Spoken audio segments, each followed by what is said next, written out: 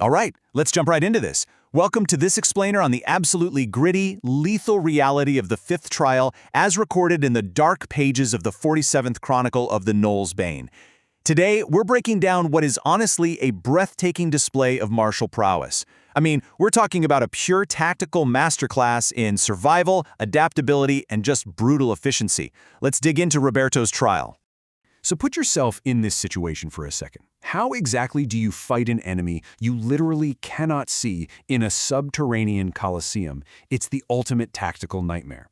Just imagine stepping out onto blood-stained sand, the only light coming from this eerie, dim glow of violet lanterns. You're heavily armed, you are totally mentally prepared for a brutal, face-to-face melee, only to find the massive arena completely, terrifyingly empty. How do you survive when the threat could be anywhere? Well, that's the exact puzzle our gladiator had to solve.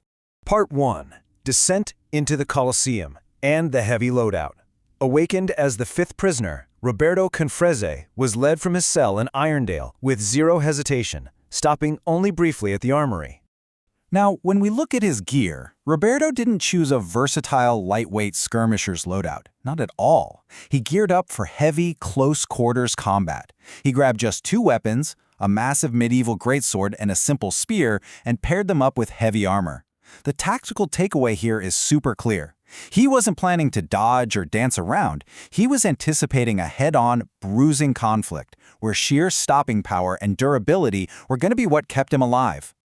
As those heavy iron gates groaned open, Roberto walked out into the arena. And keep in mind, sunlight never reaches these depths. The place was just bathed in unnatural shadows, completely surrounded by towering stone stands packed with thousands of Duergar spectators. Their cheers were roaring through the cavernous space like thunder, basically drowning out any subtle noises down on the sand. But here is the crazy contradiction. Despite that roaring crowd and the imposing presence of General Talonor sitting high above with Uzgul's war council, there appeared to be exactly zero opponents for our lone gladiator. Just one guy, casting long shadows across empty sand. Which brings us to Part 2, the invisible ambush and asymmetrical warfare. Because that eerie silence, it was a tactical trap instantly shattered by a coordinated strike from the shadows. We're looking at a complete asymmetrical nightmare here. Think about it. On one side, you have Roberto acting as heavy infantry, caught completely out in the open. On the other side, an unknown number of elevated, concealed assassins armed with blackened ninja stars. They had the high ground, the element of surprise, and weapons specifically designed to strike from the shadows. And then the ambush springs. 6 blackened stars fly at him from literally every conceivable direction at once. Several of them bury themselves deeply into Roberto's heavy armor, while others whistle past him and vanish into the sand. This is the moment that terrifying reality sets in. The arena was never empty. He was entirely surrounded. Part 3. Brutal tactical efficiency and the counteroffensive. Rather than panic, Roberto's heartbeat steadied as he processed the chaotic barrage and initiated his brutal counteroffensive. The crucial point here is how he applied just elite situational awareness. Step 1. He actually uses his heavy armor to absorb the initial barrage, rather than scrambling around for non-existent cover. Step 2. His eyes dart across the battlefield until he catches a split-second flash of movement in a lone tree. And Step 3. He explodes forward. Sprinting through a second volley of whistling projectiles, he launches into the air and executes the hidden assassin with one clean, devastating swing. I mean, the guy was dead before his body even hit the sand. Landing smoothly right beside the corpse, Roberto doesn't even pause. He instantly scans his grim surroundings, the ruined pillars, the broken stone walls, the twisted branches. Piercing through the gloom, he pinpoints 3 more hidden threats. In just a matter of seconds, the prey had seamlessly become the predator. Now this next sequence provides a perfect lesson in tactical economy of motion. Without even breaking his stride, he hurls his simple spear with crushing force. Watch this timeline. In second 1, the spear punches cleanly through the chest of the nearest assassin. In second 2, the kinetic force of that strike actually knocks a second hidden ninja completely off his perch. And by second 3, Roberto has already crossed the sand to close the distance. By the time that second body hits the ground, Roberto is already waiting.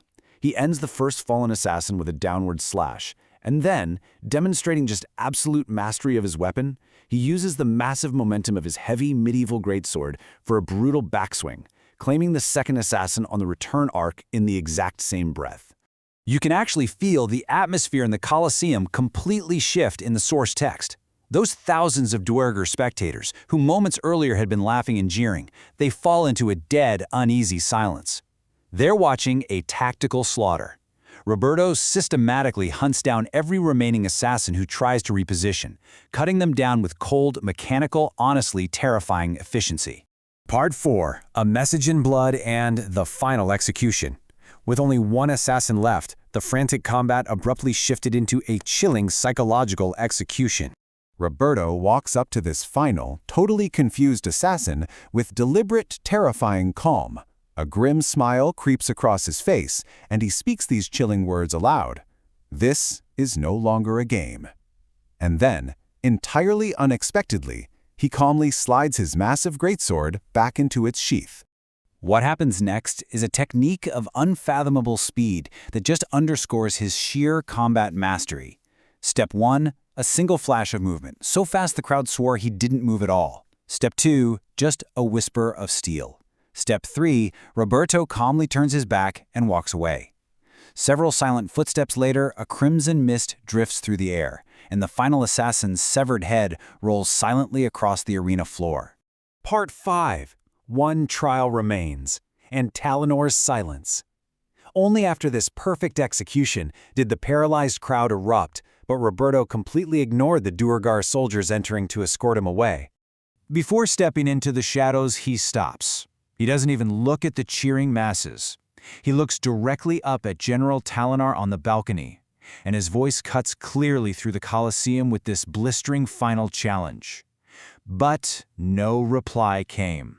The absolute ruler of Irondale met the challenge with only deafening, cowardly silence from the War Council.